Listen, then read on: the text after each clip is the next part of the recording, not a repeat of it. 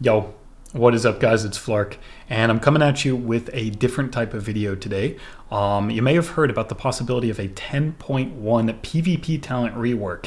It would make sense if they did that because they overhauled the entire talent tree system, as you can see, but they didn't change the PvP talents yet. So there are some busted interactions, maybe some dead or filler talents that we'll get to in a second that just don't quite do anything or don't even work very well.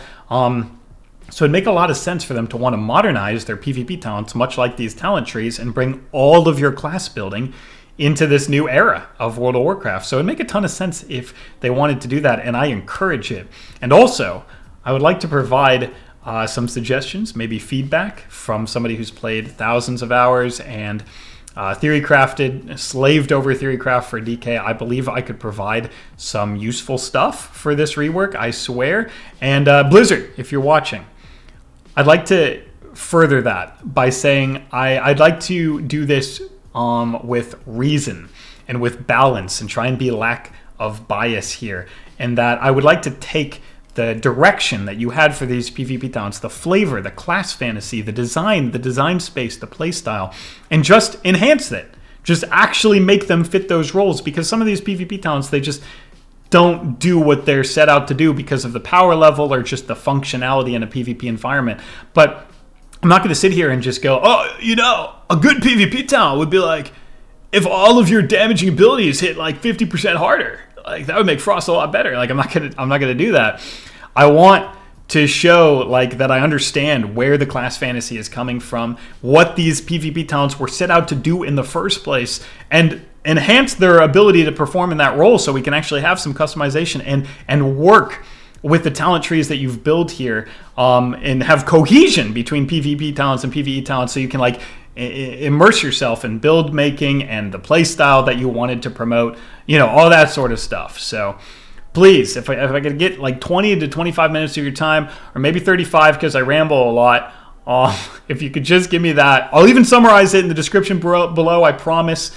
I believe that I could convince you that these changes could be very, very healthy and interesting in the core concept of what you've created here for both specs of DK. So that's my introduction. I'm going to start with Frost, so you can see it right up on the screen here. I'm going to do both specs, of course. Maybe I'll do a Blood one later.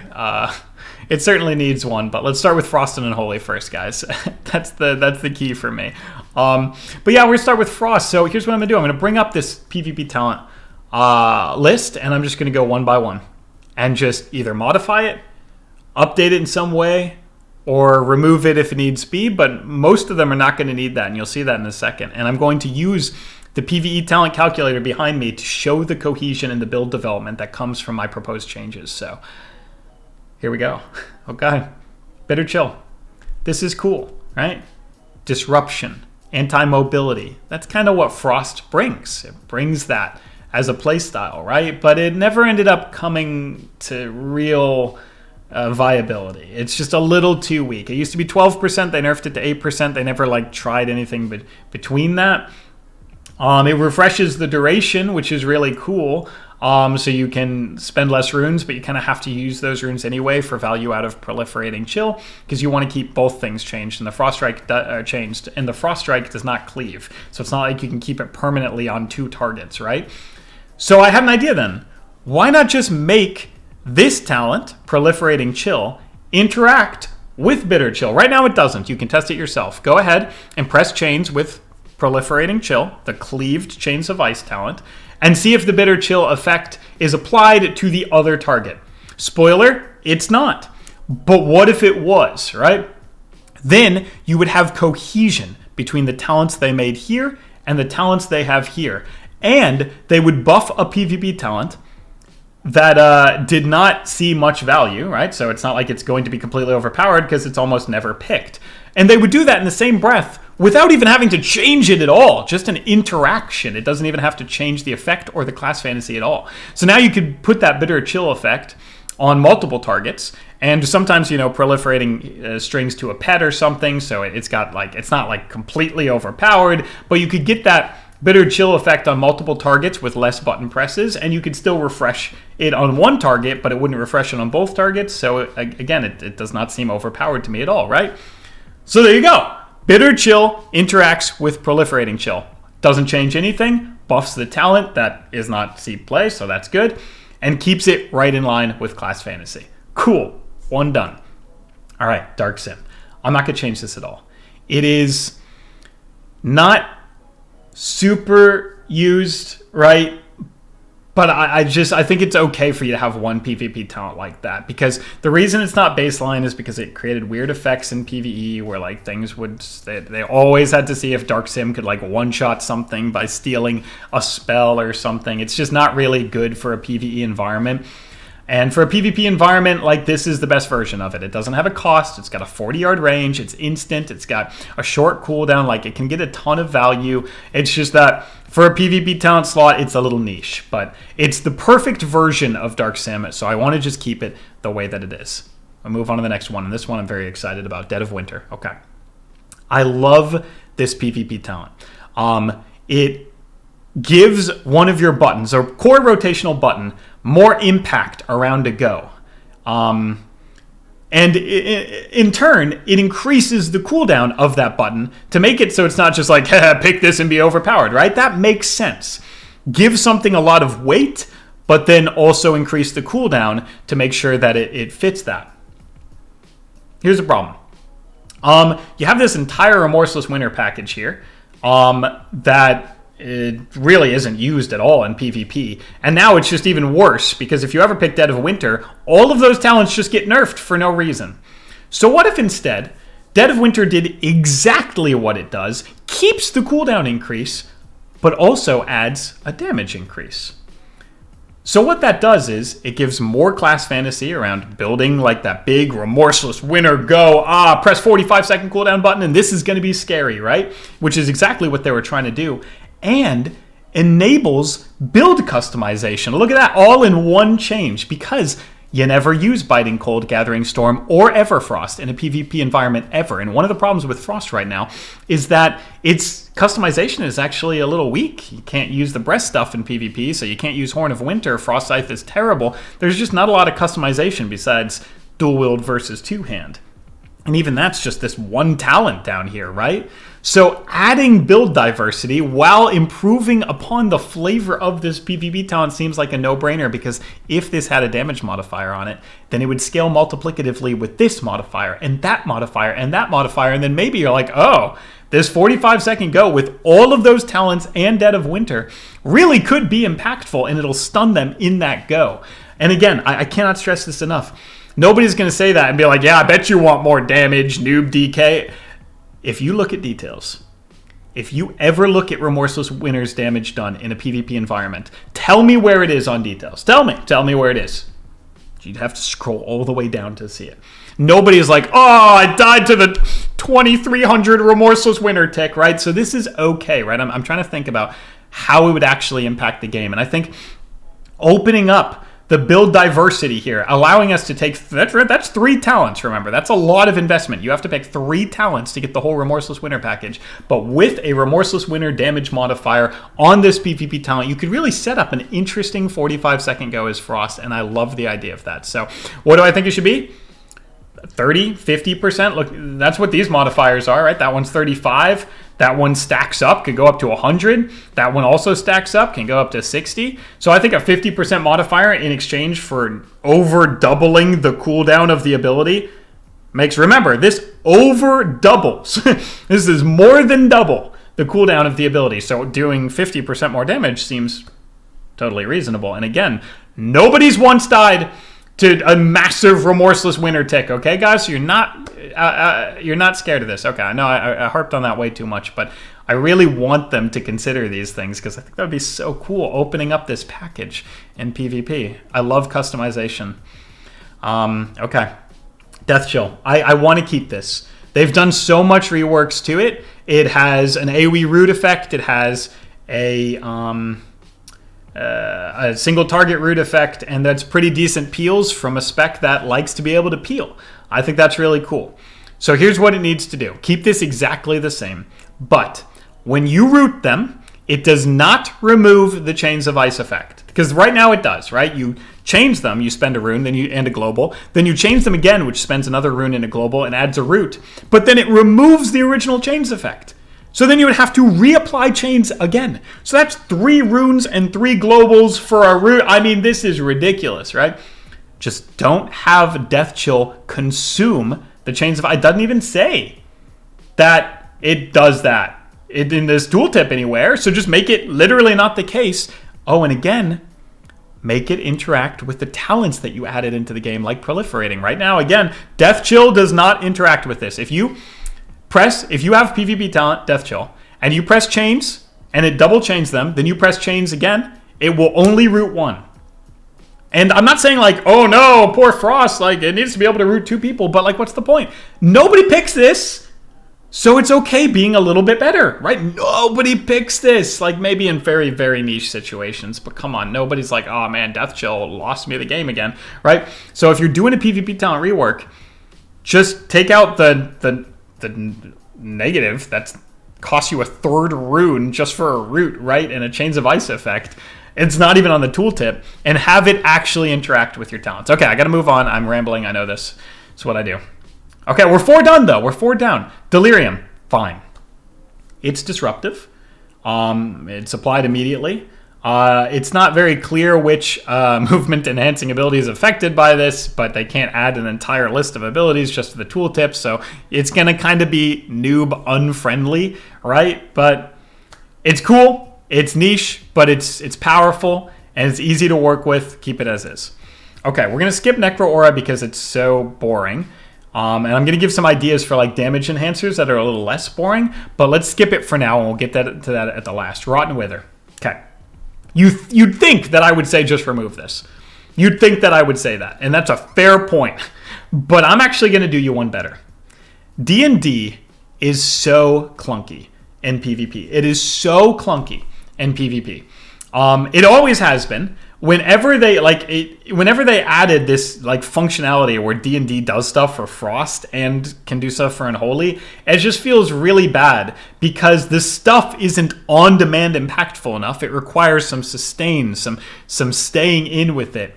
But it's this tiny spot on the ground that does not have any sticking power. It's not like a spear or grasping tendrils or an Ursul's effect. And Limb was nerfed heavily, right, to not grip people in as much. So D&D is just clunky.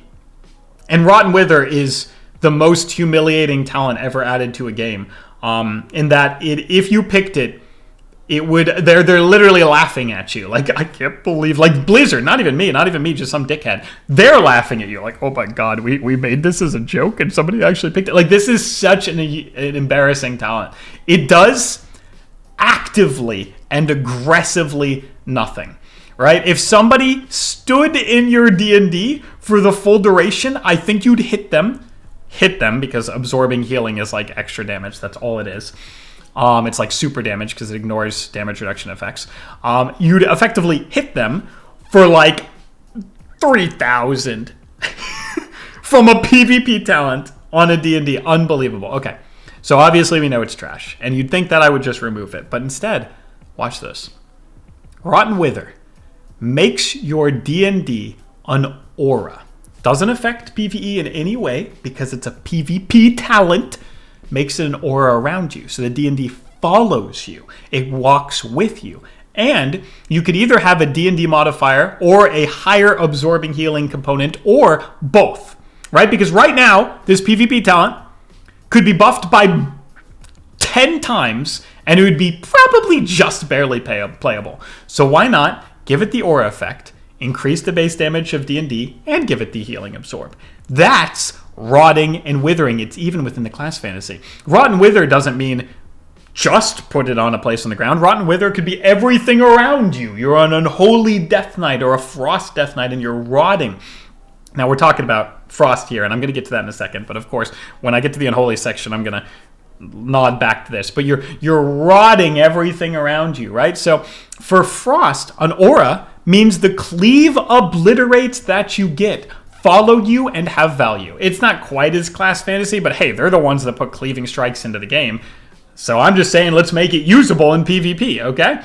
So you would get not so much value out of the D&D damage, though strength modifiers do matter, and the healing absorption wouldn't be horrible if there was a D&D modifier on top of this, but you would get so much value from being able to cleave obliterates on the move, so you could chase people down and still be cleaving if they're like just out of your D&D, or would have been, right?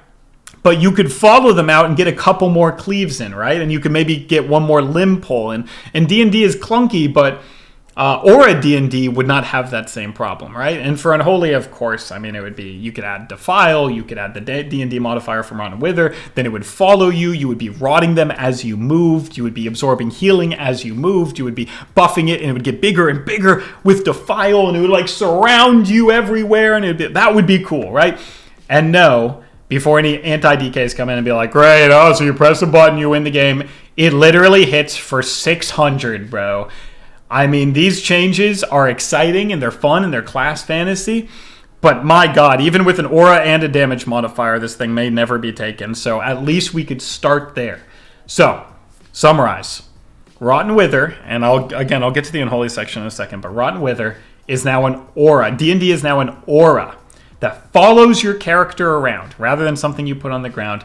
You add a little bit of a modifier or a lot bit of a modifier to D&D and keep the healing absorption in. So it's a pretty synergistic ability with Frost's Cleave and also a very synergistic ability with Unholy's Rot. And it would really rot and wither people. So makes a lot of sense. Okay, I have to move on. Rambling again. Shout of Winter.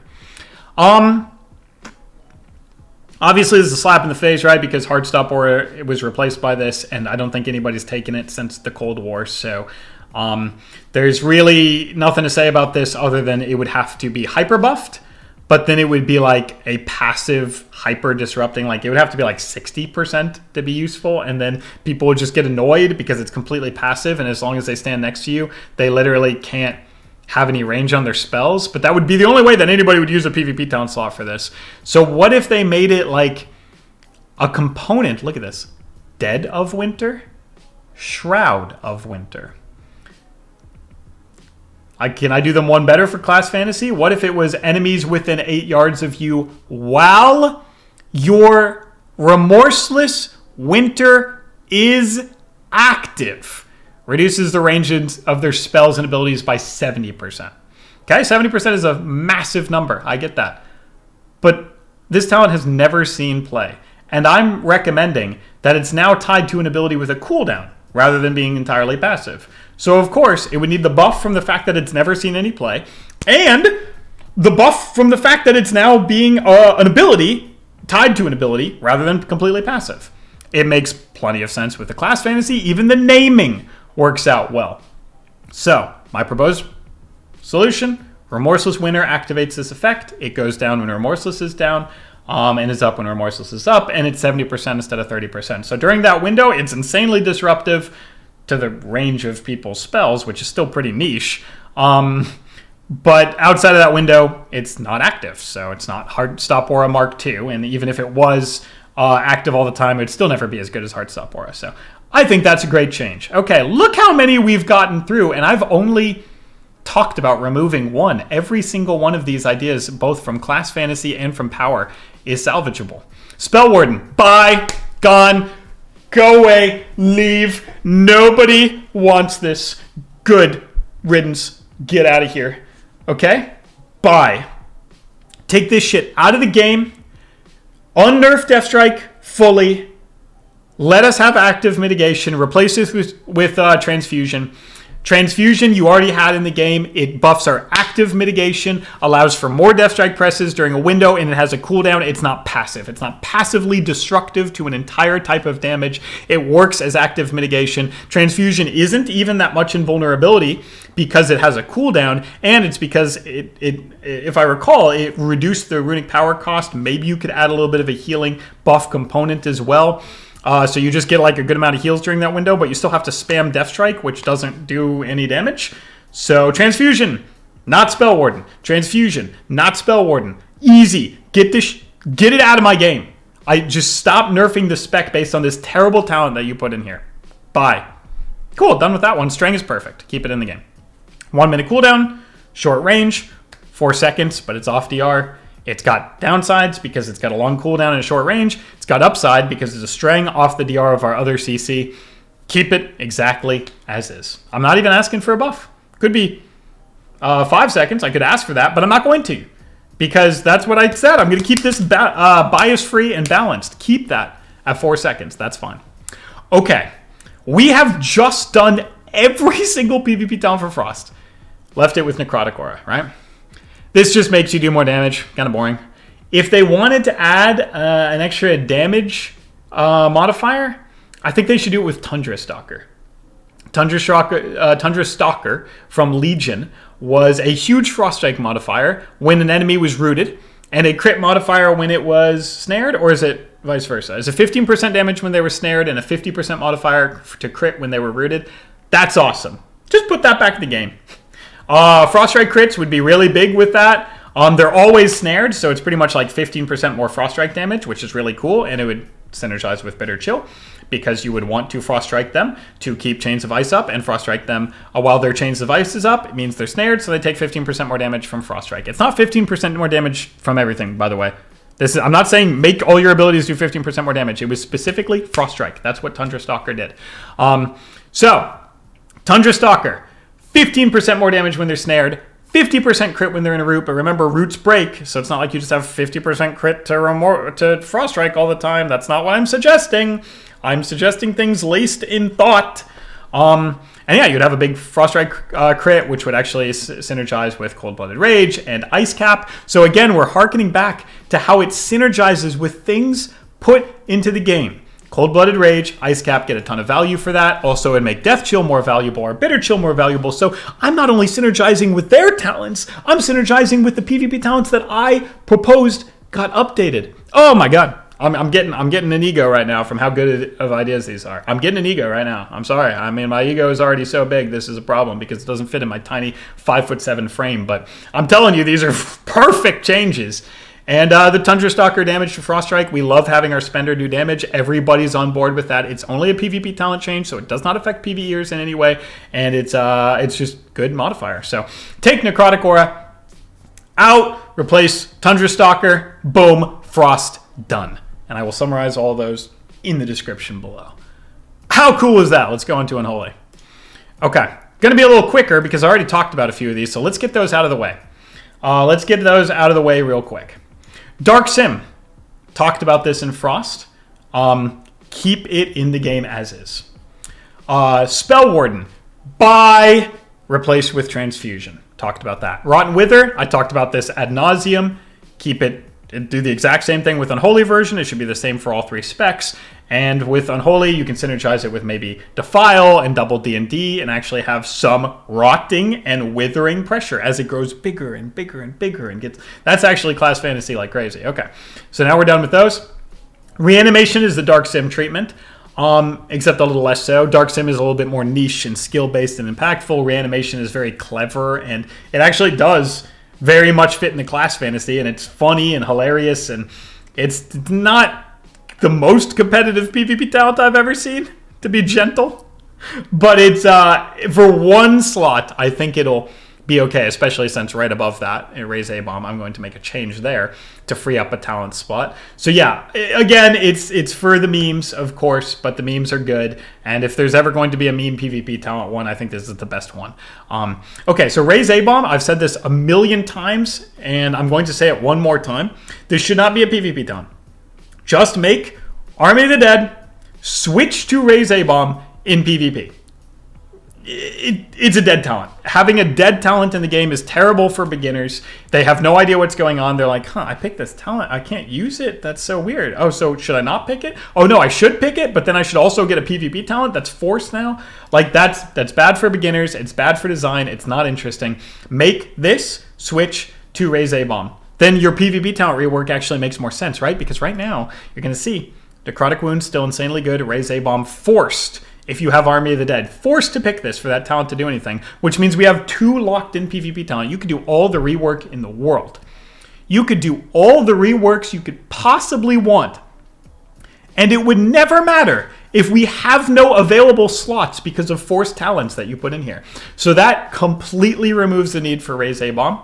and that force talent from the Army of the Dead, which means we can actually utilize the PvP talent rework by swapping things around and having fun. That's what you want to do in 10.1, right? You want to add customization and choices. So this has to go. Raise A-bomb should be immediately applied in PvP environments when you have Army of the Dead, or a choice node, or just something to make it so you don't have a dead talent and a forced PvP talent slot, because that is unfun. It's anti-customization, and it will ruin your 10.1 rework, because we won't even be able to choose the talents that you add to the game, making all of your time spent worthless. I'm talking right to the devs here.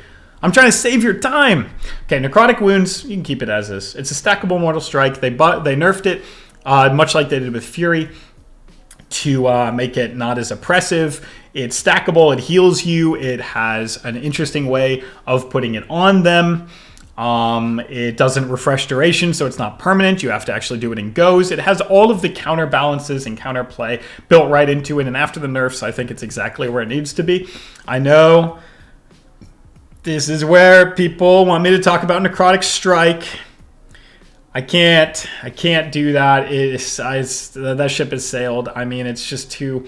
We've had it. We've lost it. We've had it. We've lost it. We've had it. We've lost it. It doesn't burst wounds, but it converts the wound, so it works with some wound modifiers, but not all of them. It works with Festermite, but not bursting sores. Oh, but now it works with bursting sores. Oh, but it doesn't actually increase. Oh, but now it increases. And does it work with the Clawing Shadows modifier? Well, no. Well, what happens if you take Clawing Shadows? Well, you would just press Necrotic Strike anyway, so it doesn't do anything. Oh, okay, so you don't run that. Oh, what about the Scorch Strike modifier? What about Rotten Touch? Does it? Oh, well, it doesn't do anything with that, right? Sorry. Necrotic Strike is not the answer right now. Remember, I was trying to make this super applicable so they would actually take my advice. Necrotic Wounds shall stay. Necrotic Strike has to stay gone because of literally that whole tirade I just went on. So, sorry. Bye. Necrotic Aura. We'll get to this at the end, just like last time. Necro Bargain. The cooldown is way less reduced now because it was 0 seconds before. Now it has to be 15 seconds, and when it was 45-second reduction, this was still very rarely played. So if it's a 15-second reduction, yeah, you can get it all the way down to 30 seconds, but who cares? It doesn't do anything. It doesn't do anything. This does not do anything. It doesn't matter what you put it on. You're sacrificing pets and pet damage, which is really bad if you're running Commander, right? So you sacrifice massive damage for not so massive damage, and all you get out of it is a 15-second cooldown reduction on an ability that doesn't really hit that hard. So what do they need to do? Well, first, you can make this disease actually a disease. So remember, what did I talk about? Things should synergize with your created builds. That's interesting. It creates dynamic choices. This is a disease, so it should work with morbidity. It should honestly work with Plaguebringer.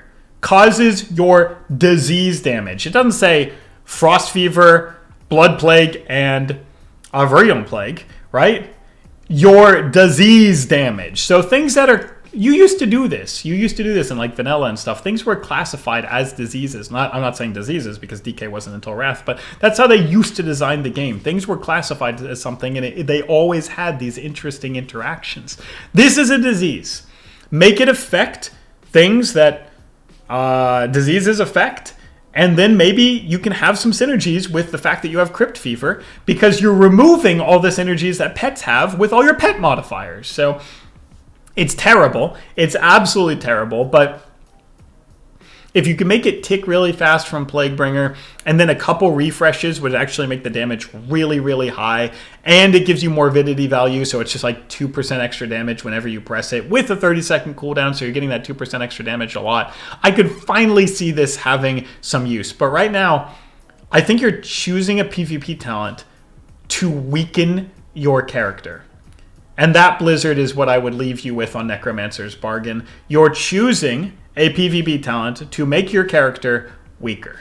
So maybe you need to increase the damage. How about the duration? If it was 6 seconds, that's more likely it refreshes, and make it work with diseases. Now you have something that's more likely to refresh, has a little bit more pressure, and synergizes with your spec. Boom, roasted. Okay, life and death.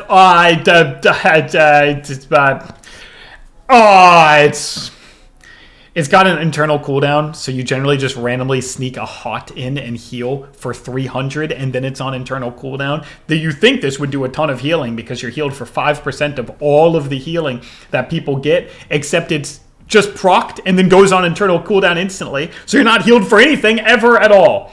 And then the dispel effect is neat, I guess, and Virulent Plague does some damage, so that's DSO in RBGs, I guess, but like you're just going to run Necrotic Aura, Wounds, and Raise A-Bomb right now, so this thing is kind of whack. You can make it 1% and then take the internal cooldown out. The lack of flavor with this having an internal cooldown is so unbelievably high. I can't believe that this even exists in this iteration. Again, it's just insulting. Make it a smaller number and then remove the internal cooldown, so it's like you're actually siphoning all the life with life and death rather than siphoning one little hot tick. Oh, could I have that? Thank you so much. Oh yeah, I'll just take that over here. And then going on internal cooldown. It's stupid. It's just very stupid. So 1%, maybe 2%, no, probably 1% of all the healing that they receive, but no internal cooldown, so it's literally all the healing being siphoned into the Unholy DK, and then it has the extra effect there at the bottom for an extra bit of damage, and that's a cool PvP talent. Okay, boom, roasted. Doom Burst, actually pretty neat. It could see some value with all the Death Coil modifiers that we have, and the Harbinger of Doom, and this entire Death Coil package, right? I think this could, especially with Rotten Touch getting buffed in 10.0.7, so this could absolutely see value, especially with the Raise A-Bomb change that I talked about. Then you'll always have those extra wounds from Raise A-Bomb, and you won't have to use a PvP talent slot. Opening up its talent slot for Doom Burst, I think this thing is so cool. 90% slow, burst wounds at a range with Death Coil proc, synergizes with so many aspects of the regular build, but when you burst 2 wounds with this, it only gives you 1 Festermite stack. That has to be a bug, because when you use APOC on 4 wounds, it gives you 4 Festermite stacks. So, fix that bug, keep the talent the same. Remember, make the Raise A-Bomb changes. Now you have Raise A-Bomb all the time, so you have more wounds, which you need to burst, and you can burst them with Doom Burst, and you have a PvP talent slot free. Boom! Roasted. Dude, I'm farming this right now. I'm farming this. Yeah, just fix the Festermite bug. Make it burst 2 wounds, which it does, and then give you 2 Festermite stacks, which it does not. Cool. Now, the final thing is Necrotic Aura. I already talked about how like it's just a modifier. With Frost, I gave you Tundra Stalker. With Unholy, I'm keeping Necrotic Aura. I think that Unholy has an option of just playing Rock Cleaves if you do all the other changes that I talked about.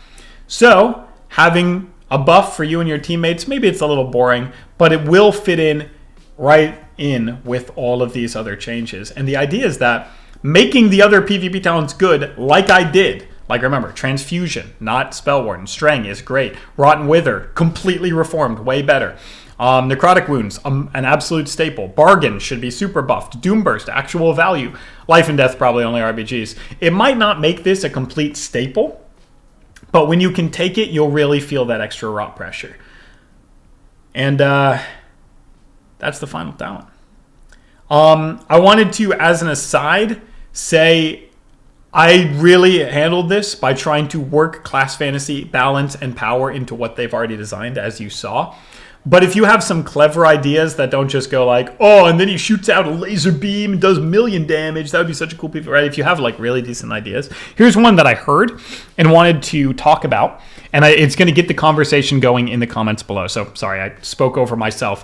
Go to the comments below. Give me your suggestions. Here's one to get the ball rolling. Somebody that I saw in the DK Discord says, what if Pillar of Frost freezes your hand to your weapon so you can't be disarmed during Pillar?